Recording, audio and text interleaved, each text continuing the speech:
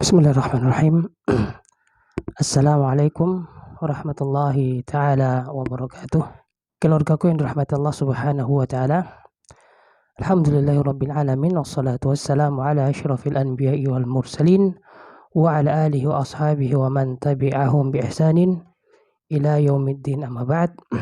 Keluargaku yang dirahmati Allah subhanahu wa ta'ala, kita melanjutkan pembahasan kita masih dalam pembahasan 3 kelompok yang akan ditimbang amalannya di mizan.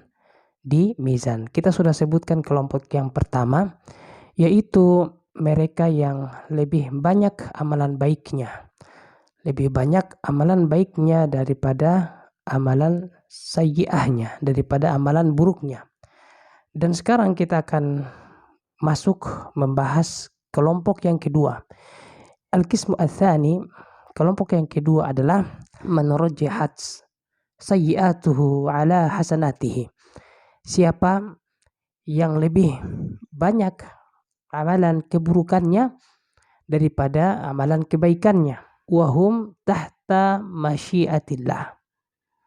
Mereka ini di atas kehendak Allah subhanahu wa ta'ala. Insya'allahu ghafara lahu wa insya'a 'adzabahu. Ya, kalau Allah subhanahu wa ta'ala berkehendak, Allah mengampuni mereka. Tetapi kalau tidak, Allah mengazab mereka. Tetapi yang jelas, dari kalangan ahlu tauhid, mereka yang benar keimanannya, yang benar akidahnya, tauhidnya, mereka sekalipun diazab Allah subhanahu wa ta'ala, tetapi mereka tidak kekal. Mereka tidak kekal di nerakanya Allah subhanahu wa ta'ala. Dan ini akidah kita, akidah ahlu sunnah wal jamaah. Dan dalil-dalilnya begitu banyak. Kalaupun mereka masuk ke neraka Allah subhanahu wa ta'ala, maka mereka berada di neraka yang tingkatan pertama. Yang kemudian mereka nanti akan mendapatkan syafaat daripada syafi'in, daripada para pemilik syafaat. Apakah itu orang-orang soleh? Apakah itu sahabat-sahabatnya yang soleh? Apakah itu syafaat Nabi sallallahu alaihi wasallam, ataupun Allah subhanahu wa ta'ala yang akan mengeluarkan mereka dengan syafaat Allah subhanahu wa ta'ala. Nanti ketika semua telah memberikan syafaatnya, maka Allah subhanahu wa ta'ala juga akan mengeluarkan mereka-mereka yang masih ada keimanannya, walau berlipat-lipat kecil daripada debu yang berterbangan. Mereka akan Allah keluarkan dengan syafaat Allah subhanahu wa ta'ala. Tetapi keimanan apa yang dimaksudkan di sini adalah keimanan yang tentu tidak bercampur dengan kesyirikan. Ini yang Allah subhanahu wa ta'ala keluarkan mereka daripada neraka Allah subhanahu wa ta'ala. Keimanan yang tidak mempersekutukan Allah subhanahu wa ta'ala pada uluhiyahnya Allah subhanahu wa ta'ala. Ya, meskipun amalnya sedikit, makanya dikatakan keimanan yang lebih kecil daripada debu yang berterbangan. Maksudnya adalah iman yang baik, yang murni, yang tidak memperserikatkan Allah, tetapi dengan amalan mereka yang sangat sedikit. Tapi kemudian mereka karena keimanannya, Allah subhanahu wa ta'ala akan mengeluarkan mereka dari neraka Allah subhanahu wa ta'ala. Jangan anggap sepele masalah tauhid ini. Jangan anggap sepele. Mereka yang baik akidahnya, maka mereka tidak akan kekal di neraka Allah subhanahu wa ta'ala.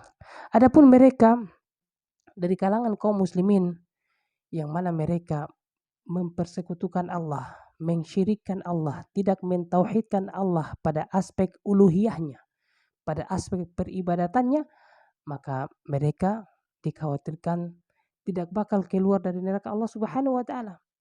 Karena mereka sama dengan orang-orang kafir. Nabi SAW diutus untuk umat yang seperti ini. Dikatakan kafir Quraisy. Kafirnya orang-orang Quraisy. Bagaimana kafirnya orang-orang Quraisy itu? Beda dengan kafirnya orang-orang Romawi. Beda dengan kafirnya orang-orang Persia. Kafirnya Quraisy adalah mereka mengetahui Allah. Meyakini Allah sebagai pencipta. Wala in sa'altahum man khalaqas samawati wal arda la yaqulunna Allah. Mereka akan katakan Allah. Kalau kamu tanya kepada mereka, wahai Muhammad, siapa yang ciptakan langit dan bumi? Mereka akan katakan bahwa yang menciptakan langit dan bumi adalah Allah. Ini kafirin orang Quraisy. Mengenal Allah, tetapi mempersekutukan Allah, mensyirikkan Allah pada aspek peribadatan. Rusak tauhid uluhiyahnya. Kalau kafirnya orang-orang Persia, mereka tidak kenal Allah. Kafirnya orang-orang Romawi, mereka menganggap Allah adalah Isa. Ya. Tapi kafirnya orang-orang Quraisy seperti ini kafirnya, dan seperti inilah yang Nabi hidup di tengah-tengah mereka. Nabi mendakwahi mereka. Jadi kalau ada orang Islam yang kenal Allah tapi masih minta lagi kepada selain Allah, masih meyakini di gunung ada penjaganya, kita harus pergi meminta kepada penjaga gunung kalau kita mau ke gunung. Kepada Nabi siapa yang jaga gunung, malaikat siapa yang jaga gunung, penunggu apa yang ada di gunung, minta ke situ. Ini semua musibah. Apa gunanya diutus Nabi kalau seperti itu? Oleh karena itu, wa man kana kafiran wa lam yakun min ahli tauhid fa innahu la yu'taddu lahu bi syai'in min hasanatihi allati fa'alaha fi hayatihi wa in 'uzimat wa kathurat. Barang siapa yang bukan menjadi ahli tauhid dalam artian kafir, ya. Kafir dalam uluhiyahnya. Mereka ini tidak dianggap kebaikan-kebaikan amalannya. Tidak dianggap kebaikan-kebaikan amalannya. Amalannya tidak dianggap. Wa in azumat. Sekalipun amalan kebaikannya itu besar. Wa kasurat. Sekalipun amalan kebaikannya itu banyak. Tetapi tidak dianggap. Kenapa tidak dianggap? Nanti kita lihat. Wa huwa min ahli nari khalidan mukhalladan fiha. Mereka ini menjadi penghuni neraka, kekal dan dikekalkan selama-lamanya di neraka Allah Subhanahu wa taala. Fa inna sayyi'atal kufri wa syirki tuhbitu jami'al a'mal wal hasanat. Karena buruknya kekafiran dan kesyirikan itu membatalkan semua amalan dan kebaikan. Kalau Allah Subhanahu wa taala berfirman, "Wa laqad uhiya ilaika wa ilal ladzina min qablika la in asyrakta la yahbatanna 'amaluka wa la takunanna minal khasirin." Surat Az-Zumar ayat 65. Allah Subhanahu wa taala katakan kepada nabi dan kepada para nabi sebelum Nabi Muhammad. Allah menjanjikan kepada para nabi ini. Allah katakan, "Wa laqad uhiya ilaika," dan saya telah mewahyukan kepada engkau wahai Muhammad, wa ilal ladzina min qablika, dan kepada nabi-nabi sebelum kamu wahai Muhammad, la in asyrakta, kalau kalian syirik kepada aku, berlaku syirik kepada aku, kata Allah, la yahbatanna amaluka, maka aku, kata Allah Subhanahu wa taala, akan menggugurkan, akan membatalkan amalan-amalanmu, wala takunanna minal khasirin, dan engkau Muhammad akan menjadi orang-orang yang merugi, kata Allah. Nabi saja kalau berbuat syirik Allah batalkan amalannya. Ini syirik ini. Seandainya Nabi SAW meyakini Allah tapi meminta lagi kepada yang lain selain Allah, batal amalannya. Batal amalannya, apalagi kita. Imam At-Tabari menafsirkan ayat ini, beliau mengatakan bahwa walitakunanna minal khasirin walitakunanna minal halikina bi al-isyrak. Maka engkau Muhammad akan menjadi orang-orang merugi karena kesyirikanmu seandainya engkau syirik. Imam At-Tabari menafsirkannya seperti itu. Wa qala As-Sa'di, berkata Imam As-Sa'di dalam tafsirnya, tafsir As-Sa'di, fa fi nubuwwati jami'il anbiya anna syirka muhbitun li jami'il a'mal. Imam As-Sa'di, ulama tafsir, mengatakan bahwa di semua ajaran nabi-nabi bahwa syirik itu membatalkan semua amalan.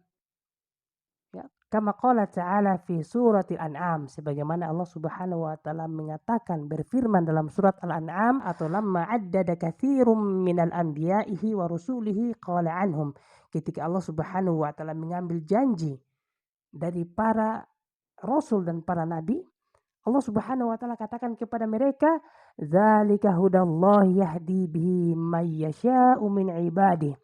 Inilah hidayah Allah Subhanahu wa taala yang Allah berikan kepada siapa yang Allah kehendaki. Walau asyraku, seandainya mereka setelah itu berlaku syirik, Seandainya mereka setelah dapat hidayah mereka berlaku syirik, la habitu anhum ma kanu ya'malun. Akan aku batalkan kata Allah semua yang pernah mereka amalkan. Bahaya. Oleh karena itu persoalan syirik jangan main-main. Jangan bilang Wahabi ini, Wahabi sedikit syirik. Bukan masalah begitu. Masalahnya syirik ini akan membatalkan semua amalan Anda. Kasihan. Kehati-hatian. Apalagi memang meminta kepada mayat tidak boleh. Seandainya boleh kita minta sama mayat, kita minta sama Nabi yang sudah mati. Tapi adakah boleh minta sama Nabi yang sudah mati? Tidak ada. Tidak ada cerita. Kalau ada seperti itu, sudah dinukilkan dari generasi ke generasi. Bahwa Abu Bakar minta pada Nabi, Umar minta pada Nabi ketika di kuburannya dan lain sebagainya. Tapi itu tidak ada. Keluarga yang dirahmati Allah Subhanahu wa Ta'ala, ketika ada lafaz kufur dan syirik dalam Al-Quran, jangan kita anggap bahwa itu yang dimaksud dengan kafir dalam Al-Quran adalah kafirnya seperti orang-orang Persia, seperti orang Nasrani. Bukan. Ya, yang banyak dibicarakan dalam Al-Quran menyebut kafir, ya, seperti surat Al-Kafirun, ya ayyuhal kafirun, la a'budu ma ta'budun. Kafir yang dimaksud di sini adalah kafir yang mereka mengetahui Allah, tetapi mereka menyembah juga yang lain, berdoa kepada yang lain, menganggap ada yang bisa memberi maslahat dan mudarat selain Allah Subhanahu wa Ta'ala. Ini yang dimaksud dengan kafir dalam Al-Quran. Maksudnya ini yang banyak dipahami oleh para ulama. Ketika ada lafaz kafir dalam Al-Quran, ini adalah kekafirannya sebagaimana kekafirannya orang-orang Quraisy. Ya. Oleh karena itu Imam An-Nawawi dalam Syarhul Muslim mengatakan bahwa anna syirka wal kufra qad yutlaqani bima'na wahid. Bahwa kesyirikan dan kekafiran itu kadang-kadang bermakna sama. Ya. Di sini beliau katakan bahwa wa qad yufarriqu bainahuma fayukhassu asyirku bi'ibadatil awthan wa ghairiha minal makhluqati ma'a i'tirafihim billahi ta'ala ka kufari Quraisy. Beliau katakan bahwa kadang-kadang lafaz syirik itu bermakna lebih khusus, mempunyai makna yang lebih khusus daripada kafir, yaitu mereka yang menyembah kepada selain Allah, beribadah kepada selain Allah, tetapi mereka mengetahui tentang Allah sebagaimana orang-orang Quraisy. Kafir Quraisy. Di sini orang-orang Quraisy dikatakan kafir juga, kafir Quraisy.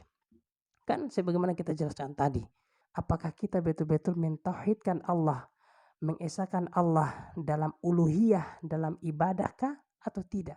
Kita harus mentauhidkan Allah, mengesahkan Allah di semua aspeknya, aspek ibadahnya, aspek penciptaannya, ataupun aspek nama dan sifatnya. Salah satu contoh misalnya, misalnya ada mau acara ini, nanti hujan, bahaya. Kita kasih tahu dulu orang tua-tua di sana, nanti dia yang pindahkan hujan. Al-Mudabbir, Allah yang mengatur alam ini. Lalu kemudian kita anggap bahwa ada orang tua di kampung sebelah sana, atau kita punya kakek misalnya, bisa kasih pindah hujan, bisa atur seperti itu, bisa atur alam ini seperti itu. Berarti kita anggap ada Al-Mudabbir yang lain selain Allah Subhanahu wa Ta'ala yang bisa mengatur-ngatur hujan, atur-atur cuaca. Sama halnya juga ketika kita pergi di kuburan, minta supaya kita punya rezeki dilancarkan, urusan dimudahkan, dapat keturunan, mau cepat-cepat hamil, atau rezeki yang lain supaya dilancarkan, pergi di kuburan, minta pada wali, minta pada Syekh Abdul Qadir Jailani. Ini berarti kita menganggap ada Ar-Razzaq selain Allah yang bisa memberikan rezeki selain Allah. Jatuh kita pada masalah uluhiyah. Doa adalah ibadah. Kita pergi berdoa di kuburan supaya bisa dapat rezeki, bisa hamil, bisa dilancarkan rezeki. Ibadah kita kemana? Doanya kita kemana? Doa itu ibadah. Kalau begitu jatuhlah kita pada masalah uluhiyah. Tidak mengibadahi Allah, tidak mengesahkan peribadatan kepada Allah. Jatuh juga dia pada rububiyah. Masih menganggap ada Ar-Razzaq selain Allah dan lain sebagainya. Ini yang umat Islam masih jarang mengetahui, masih sangat jarang tahu. Mereka hanya tahu Allah Subhanahu wa taala memberi rezeki tetapi bisa minta kepada yang lain ini. Sini seperti kekafirannya orang-orang Quraisy. Sudah seperti ini kekafiran orang-orang Quraisy. Oleh karena itu di sini mari kita saling memberitahu dan saling membuka telinga dan membuka hati, saling mendengar. Jangan sampai kita masih menganggap diri kita itu Islam, kita ternyata di mata Allah tidak. Ternyata di mata Allah kita sudah melakukan satu daripada sekian nawakidul Islam, pembatal-pembatal keislaman, pembatal-pembatal keimanan. Bahaya. Oleh karena itu mari kita belajar, mari kita cari tahu, saling menanyakan, saling berdiskusi, saling menyemangati untuk hal-hal yang seperti ini. Mudah-mudahan kita bisa sama-sama berkumpul di surganya Allah Subhanahu wa taala. Keluargaku sampai di sini saja dulu. Subhanakallahumma bihamdika asyhadu an la ilaha illa anta astaghfiruka wa atubu ilaihi. Assalamualaikum warahmatullahi wabarakatuh.